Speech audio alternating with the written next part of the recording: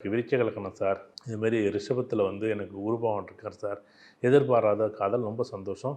படிக்கக்கூடிய இடத்துல காதல் வரும். எதிர்பாராத வகையில அந்த காதல் அமையும். சார் எனக்கு தனுசு இலக்கணம் சார்.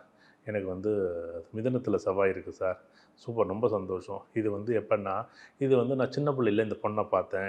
எனக்கு வந்து நான் இந்த பொண்ணு மாதிரி எனக்கு வரணும்னு நெனச்சேன். அதேமாரி இந்த பொண்ண பார்த்தேன். அதொட்டு நான் அந்த பொண்ண காதலிச்சேன் அப்படின்னு எந்த ஒரு நான் ஒரு இமேஜின் கூட பண்ண முடியாது. அது அப்படியே வரும். இந்த தனுசு லக்னத்துக்கு மட்டும் ஒரு ஆச்சரியமா இருக்கும். ஏஎல்பி தனுசு போகும்போது 20 வயசுல, 30 வயசுல ஒரு பொண்ண பார்த்து காதலிச்சா, எதுக்காக புடிச்சிச்சு? ஏன் புடிச்சிச்சு? ஏன் இவர புடிக்குது? ஏன் இவங்க இந்த பொண்ண புடிக்குது?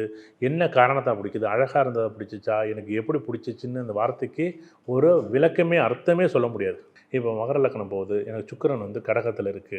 ஆனா இது என்னன்னா, இந்த மகர லக்னத்துக்கு லவ்வே செட்டே ஆகாது. அப்படியே செட் ஆனாலும், சார் எனக்கு சுக்கிரன் வந்து 7ல தானே சார் இருக்கு.